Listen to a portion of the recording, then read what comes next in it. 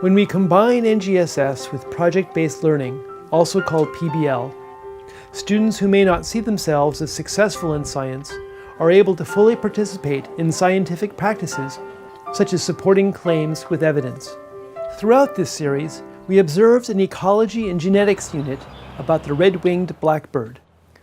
We saw three very different students, James, Ellen, and Sydney, curious, creative, and intelligent with three different perspectives, each develop an interest in science. And when they're up and pointy, that means back off. So it's like threatening, sort of. And when I bend them down, that means come and play or socialize. Student agency increases with the combination of NGSS and PBL. According to Dr. David Stroop, agency is the drive to figure things out, in the sense that one has the skills and interest to do so. And working together. But what about the teachers? Do they also develop agency in a classroom that combines NGSS and PBL? Without having to say a word. They don't have to sit there and call out to every animal or every other bird that flies by.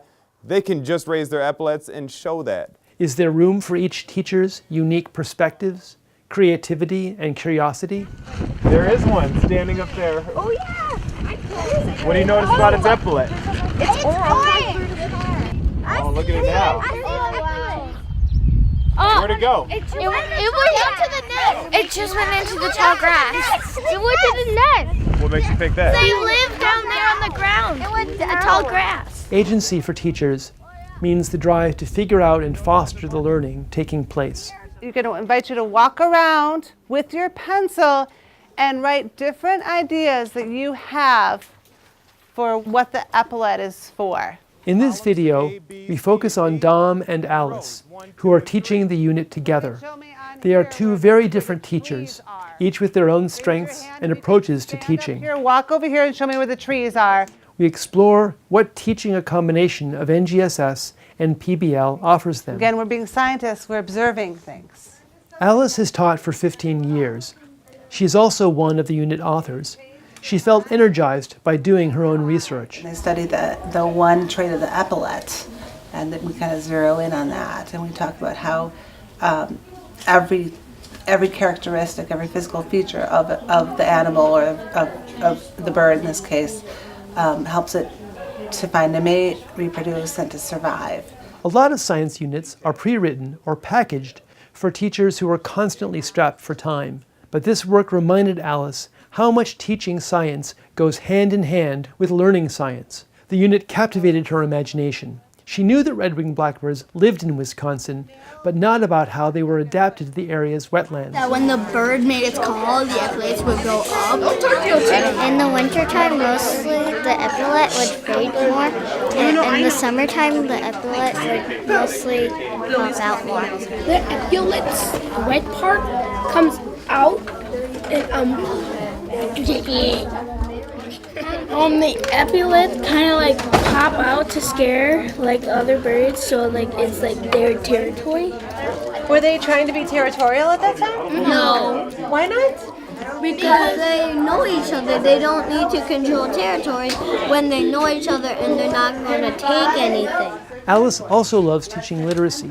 She used a close reading strategy to introduce the students to a study from Stanford. Close reading is often presented out of context with what students are doing. But in this case, students read a summary of a study design about heredity and red-winged blackbird social behavior. Raise your hand if there's any words there that you're not sure about. The students were highly motivated because they had already been outside and were asking questions about the epaulet trait and how it helps the red-winged blackbird survive. What did the Stanford scientists do to some of the red-winged blackbirds' patches? Go ahead. They dyed them black. So did they dye them all black? No, they left them still red and orange.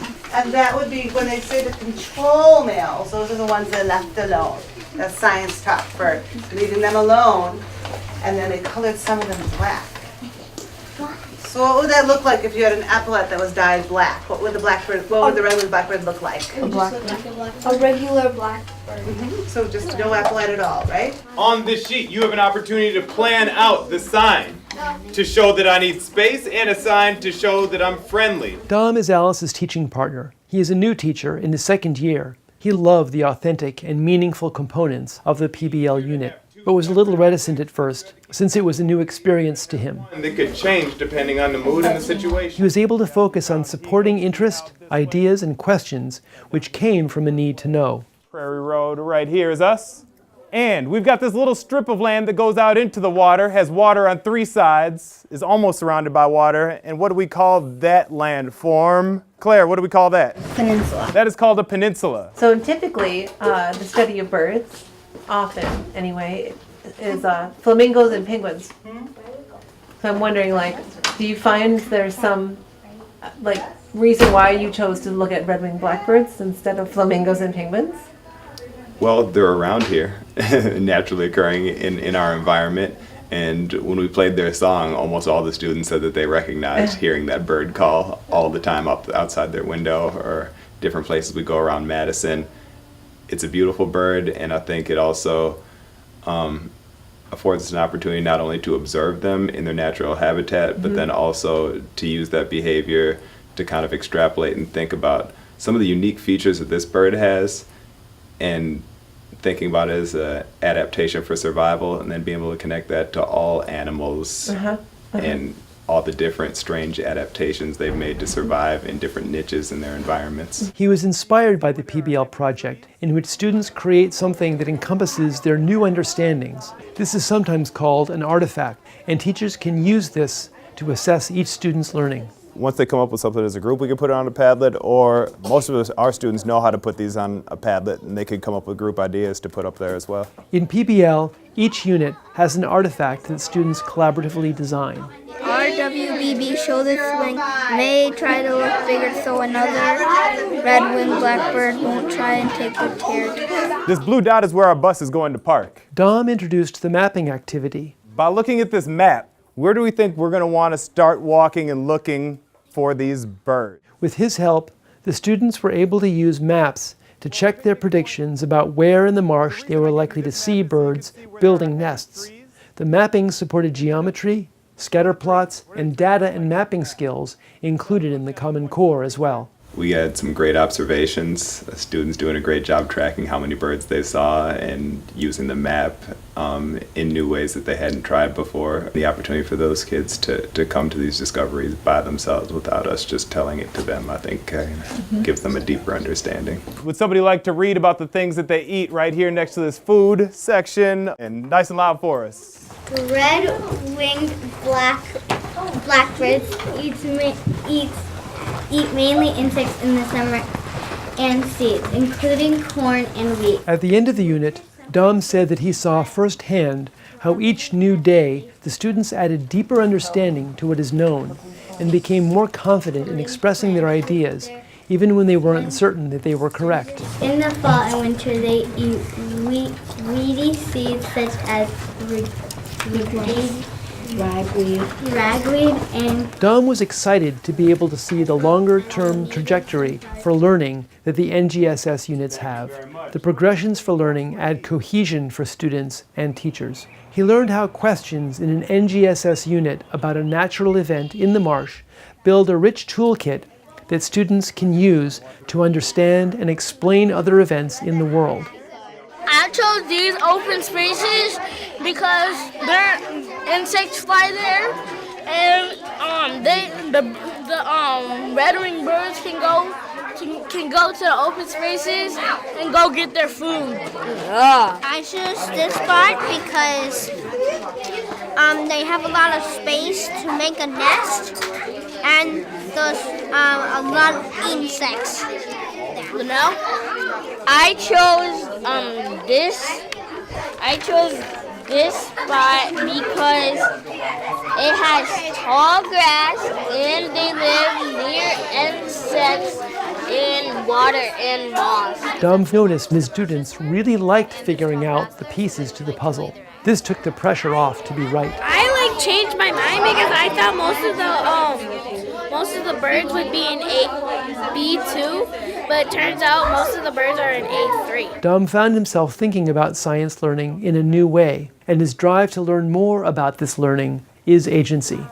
I think that we might find the red-winged blackbirds in C2 because there is food, water, and shelter. We have food, water, and shelter. So she's looking to have those birds' needs met all in one place. That would be where I want to live, where everything I need is close by.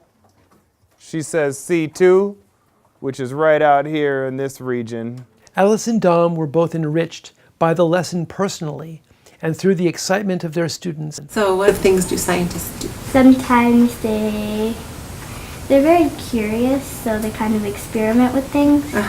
So, And you're very curious, so you must be kind of like a scientist. yeah. Are you? Yeah.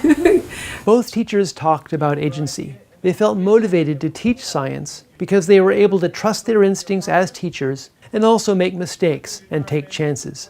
And that's what I hope they do is make up their own questions and then search for the answers, as she did in this case, asking your own questions. All kids do it all the time, but now they're actually looking at their questions and saying, this is a question I can do something about. I can find out the answer to this. Through NGSS and PBL, both Alice and Dom became more engaged in teaching science. Although each is in a different place in their careers, both felt more successful as teachers.